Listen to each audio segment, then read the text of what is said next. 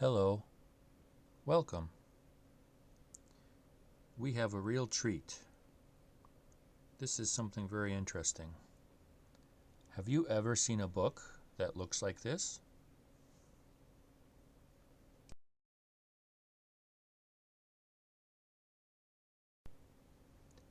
In this video, we will be taking a close look at this book titled A Defense of Revealed Religion, written by John Conybeare. It was published in 1732. That's right, 1732. Wow. At the time of recording this video, it is 2025, which means this book is 293 years old. John Conybeare was born in 1692, and he was the Bishop of Bristol in the United Kingdom from 1750 to 1755.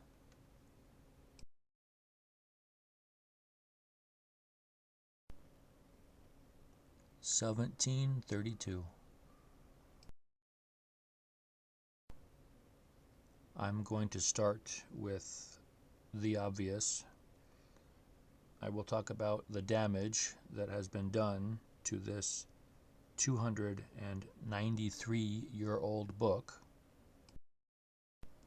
This is what it looked like when I received it before I opened it up. And the seller did state that the book was in very poor condition.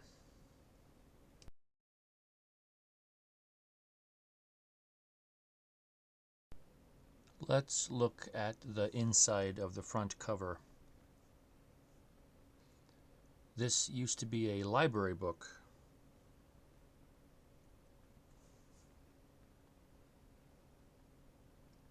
Chicago Theological Seminary, Hammond Library.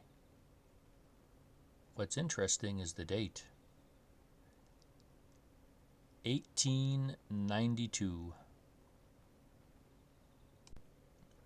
I am under the belief that sometime in 1892, this library acquired this book, which at that time would have already been pretty old, 160 years old, I believe. And at the time of acquiring this book, it needed repair. This is where the red cloth was attached to the front cover. This book used to have raised bands on the spine, but whoever did the repairs just ripped them out, doing a lot of damage. And instead of rebinding the book correctly, they instead applied this glue, which can only be described as the essence of destruction, because everything that it touched completely deteriorated. Everything was destroyed. So as a result, the paper in the center of the signature, the paper that connects the two pages, just deteriorated, and 95% of the pages were separated. The incredibly destructive glue turned the red cloth into plastic. At first, I didn't believe that it was cloth because it looks and feels like plastic, and it's even brittle like plastic. And that is why this book looks the way it does. I bought archival quality plastic sleeves. Archival just means that it's acid free, so it doesn't damage the paper. I cleaned each page and put it in its own sleeve.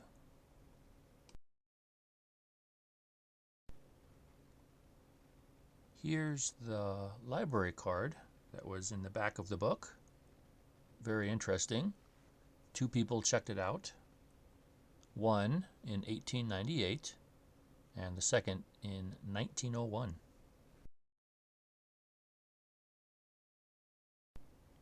Next, I'm going to talk about the paper and the ink. This paper is thin, it's light, but I think it's held up pretty well considering that it's almost 300 years old. And the paper feels soft. For some pages, the ink is still rather dark and clear, but unfortunately for other pages, it's just faded over the years. Now let's take a close look at some pages with light shining through. It really brings out the detail.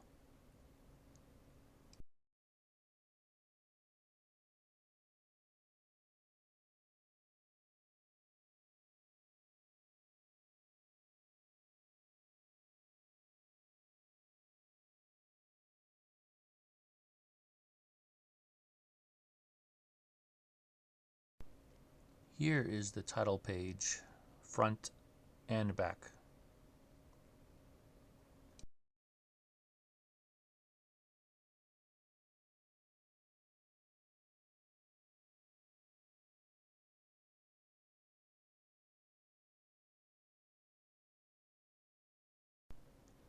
With all of these plastic sleeves, this book is now about 5 times thicker than it used to be. So I had to find some cord to keep it all together. Unfortunately, it is awkward to flip through the pages, but one added benefit is that it lays flat and it's very easy to read.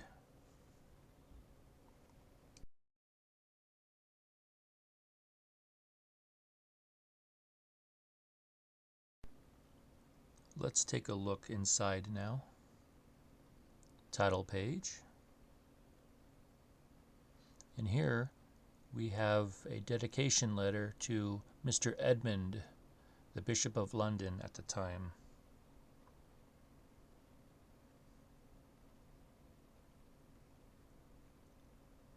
And here it ends, signed May 4th, 1732, John Conybeare.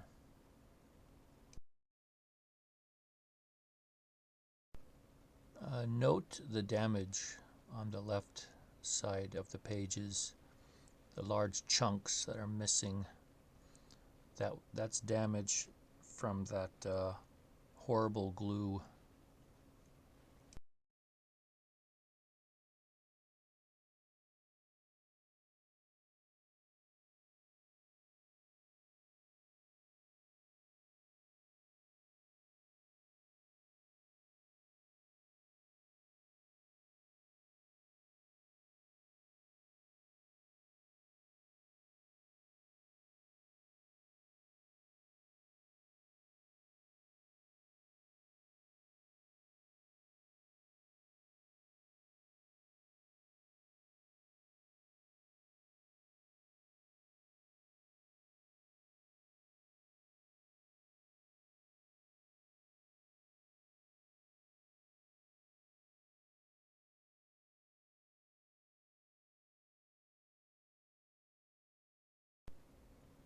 Let's take a close-up look at one of the pages.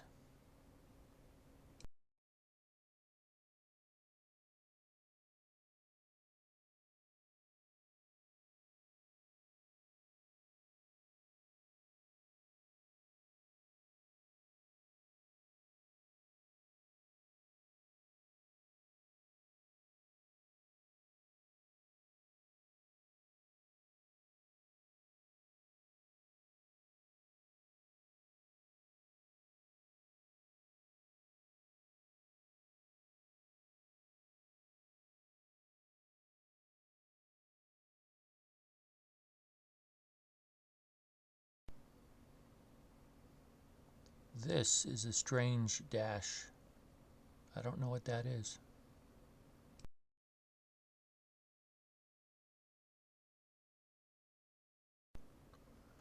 I like the images at the end of the chapters. They look interesting.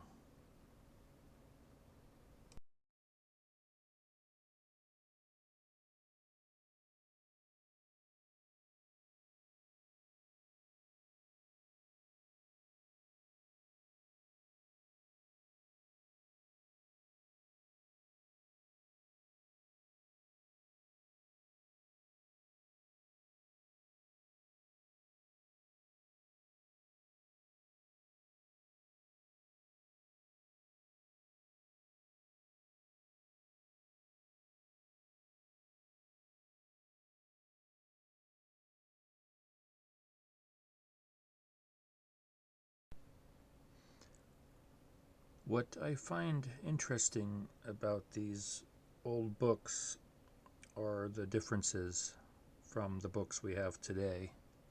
So here's one example. On the left-hand side, we can see quotation marks on every line.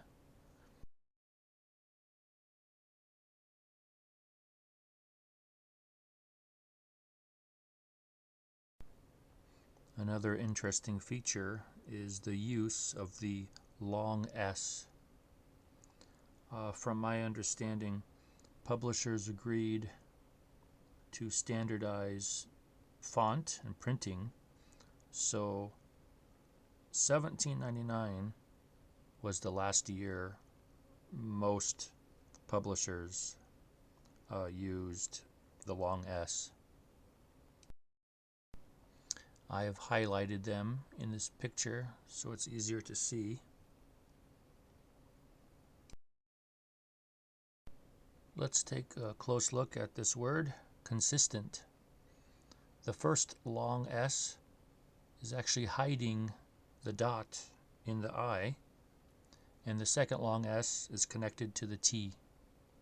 Note at the end of the word we have T that isn't connected.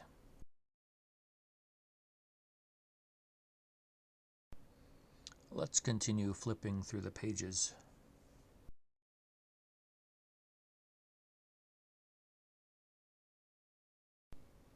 Notice here how the damage is the same on all of these pages.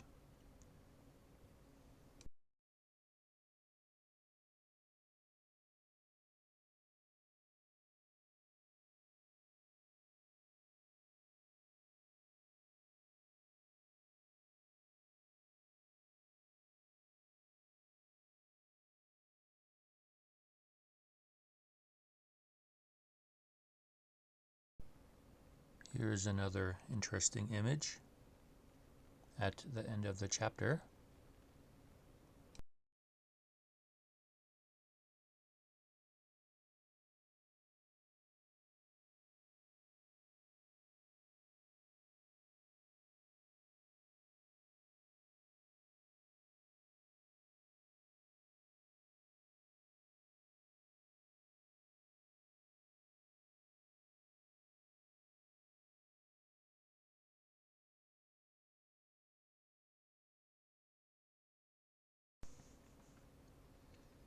Here's that damage caused by the glue. It turns the paper dark brown and it becomes very brittle. It just crumbles at the touch. So I was extra careful when I put those pages in their sleeves.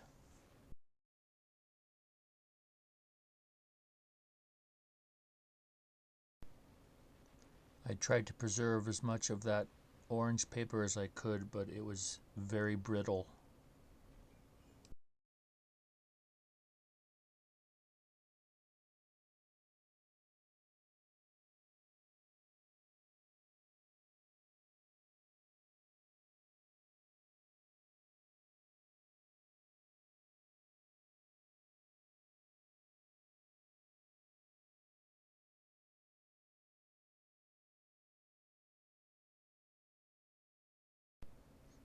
The last page is interesting.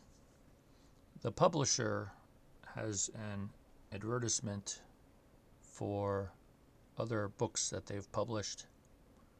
Books lately published. Lately is a relative term.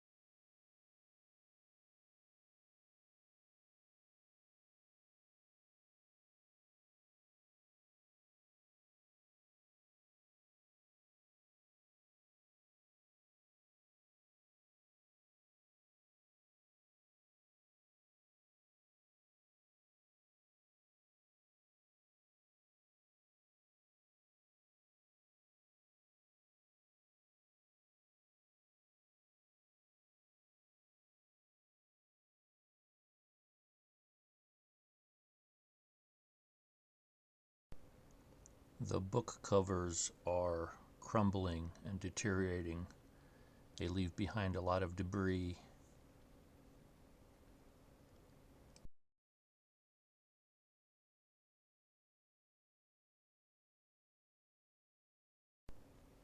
This concludes the video. A Defense of Revealed Religion, 1732. I hope you enjoyed the video. Thank you for watching.